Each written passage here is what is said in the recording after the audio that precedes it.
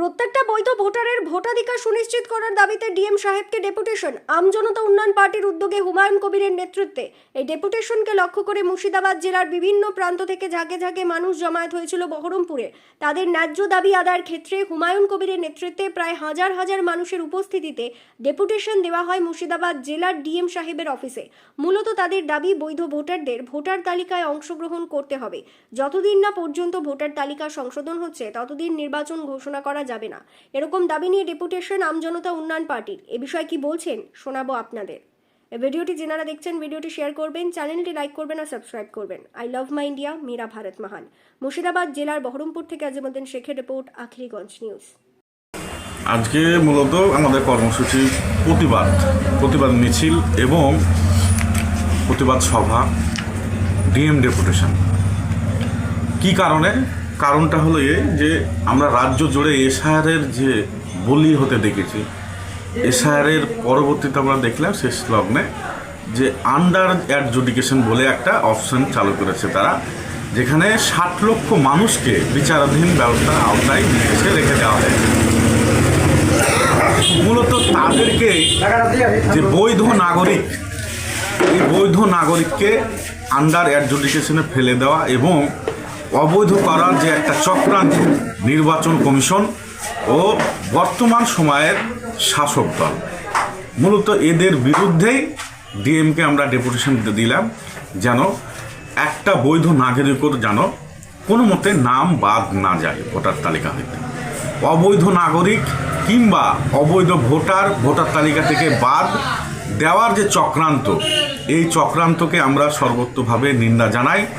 যে বিজেপি দালাল দলদাসে যে পরিণত হয়েছে নির্বাচন কমিশন, মূলত তাদের প্রতি নিন্দা প্রস্তাব জানিয়ে আমরা প্রতিবাদ মিছিল এবং ডিএম ডেপুটেশনটা রেখেছিলাম।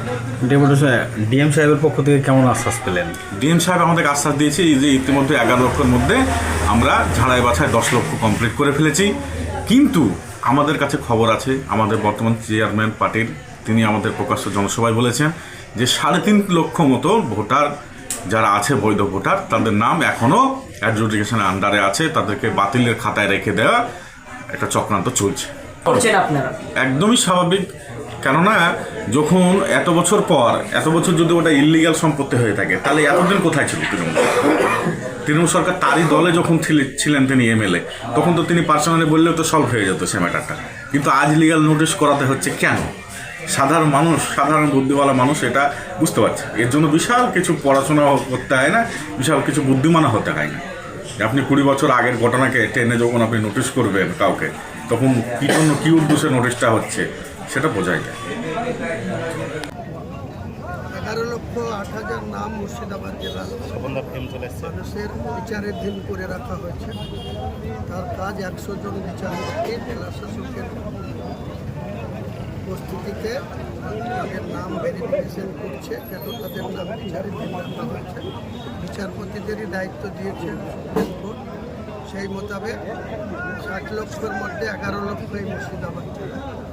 তাদের নাম সঠিকভাবে ভেরিফিকেশন করে যাতে পুরো নাম ওঠে, কারণ তারা 10 বছর, 15 বছর, 20 বছর ধরে ভোট দিয়ে আসছে।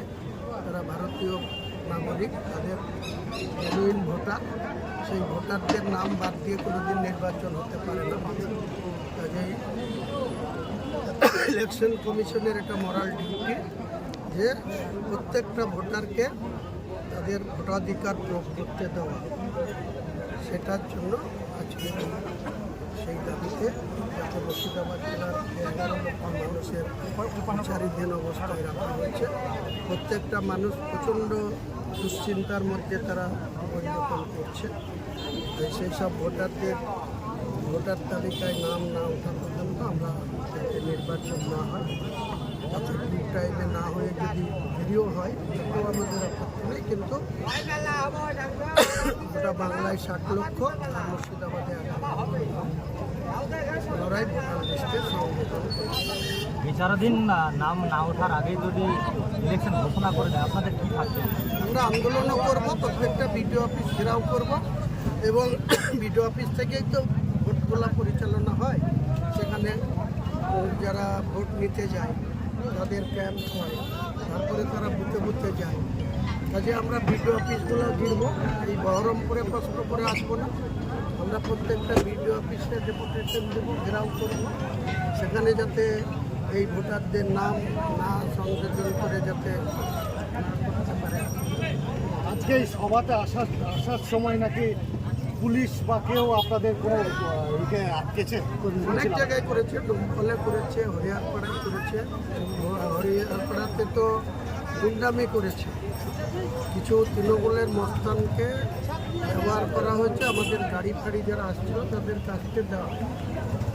এসব করে তো আমাদেরকে আটকানো যাবে না, আমরা যখন প্রয়োজন হবে একই দিনে সব থানা ঘিরব, সেদিন কে কাকে আটকায়। তবে পুলিশ প্রশাসন করেছে, তৃণমূল না। তৃণমূলকে সঙ্গে নিয়ে করছে, তৃণমূলকে সঙ্গে নিয়ে করছে, কারণ পুলিশের তো পুরস্কৃত হতে হবে, পোস্টিং পেতে হবে ভালোভাবে, আর তৃণমূলের দালালি না করলে তো তোলাবাজি করা যাবে না, এফআইআর করে টাকা লুটা যাবে না, এসবের জন্য করছে।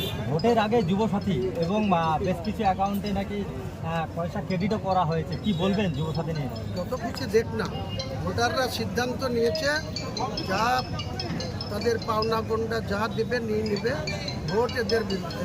2011-র আগে সিপিএমের বুদ্ধবাবুরা অনেক কিছু দিয়েছে, মমতা ব্যানার্জির একটা তারপুলিন দেওয়ারও ক্ষমতা ছিল না, তখন কী করে মমতা ব্যানার্জি ভোট পেয়েছিল এবং বিরোধী নেত্রী থেকে আজকে শাসকে এসছে। সেই দিন 2026-এ মমতা বন্দ্যোপাধ্যায়ের জন্য আসছে। যুবসাথী এবং ভাগরঘাটে যাদের জমি নেই নেবে তাদেরকেও টাকা দেওয়া হচ্ছে, এটা কি ভোট করা প্রলোভন বলে মনে হচ্ছে? ভোটের বছর ভোট আসে, লোক দেখানো, মানুষকে উপঢৌকন দেওয়া, তার বিনিময়ে ভোট দেওয়া, এই করে ভোট হয় না। এবার কোনো মতেই এটা পার পাবে না, ভোটাররা নেবে পতাকা ঘাড়ে নিয়ে এদের বিরুদ্ধে ভোট দেবে। পাশাপাশি শুভেন্দু অধিকারী বলছে একটি বিধানসভাতে 10,000 নাম এসছে আন্ডার 24, তাতে নাকি 9,000 মুসলিম নাম, বলছে মুসলিমদের কে বাঁচাবে, কি বলবেন? শুভেন্দু অধিকারীরা আর মমতা ব্যানার্জি এক হয়েই তো এটা করছে। এই মুসলিমদের যে ভোট আছে, ধরুন 60 লাখের মধ্যে 40 লাখ মুসলমানই আছে, এই 40 লাখ মুসলমানকে যদি ভোট দিতে না দেওয়া হয়, বাকি তো 2,40 লাখ ভোটার থাকবে, তারা ঠিক জবাবটা দেবে। তাদের আত্মীয় স্বজন, তার জাত ভাই, তাদের সহধর্মাবলম্বী মানুষের সঙ্গে এই দুর্ব্যবহার করলে তার পাপের ফল এই শাসক দলকে আর বিজেপিকেই ভোগ করতে হবে। শুভেন্দুও টের পাবে, মমতাও টের পাবে। তার মানে এসআর নিয়ে আপনি বিজেপির সঙ্গে সঙ্গে তৃণমূলকে একই সারিতে রাখছেন? একই সঙ্গে চোরে চোরে মারতে তো ভাই, যেমন শুভেন্দু তেমনি মমতা, তা নাহলে হয় কোনো দিন মুসলমানরা বুঝতে শিখেছে, ঠিক ভোটের ব্যালটে বুঝিয়ে দেবে।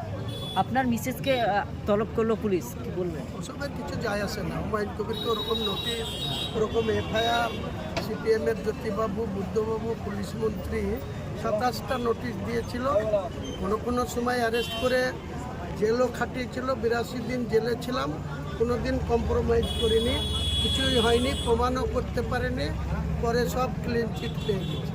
এখন যে নোটিশ দিয়েছে, আমি যে বাড়িতে বসবাস করি, বাড়িটা 20 বছর আগে তৈরি, এখন এদের মনে পড়েছে যে মানে নালা ভরাট করে পড়েছি, নালা যাদের ছিল তারা সবাই চলে গেছে স্বর্গে, নরকে। এই করুণাময় ঠাকুর থেকে হিরেনময় ঠাকুর, মানিকগড় ঠাকুর বাড়ির জায়গা আমি টাকা দিয়ে 2002 সালে কিনেছি, কারণ এটা আমার আদি বাড়ি না, ওখান থেকে 300 মিটার দূরে আমাদের আদি বাড়ি, সেখানে আমার মেজো ভাই থাকে, এগুলো 99 বছর বয়স, আমার মা থাকে। আমরা এই বাড়িতে, আমার বড়দার একটা জায়গায় বাড়ি করেছে, আমি এখানে করেছি, তো আমাদের এসব নিয়ে কোনো পরোয়া করি না। ওসব নোটিশ ফোটিস ওই দেখেছে, আমিও বুড়ো আঙুল দেখিয়ে যাই, ব্যাপারে করে লিখি। হয়েছে, আচ্ছা।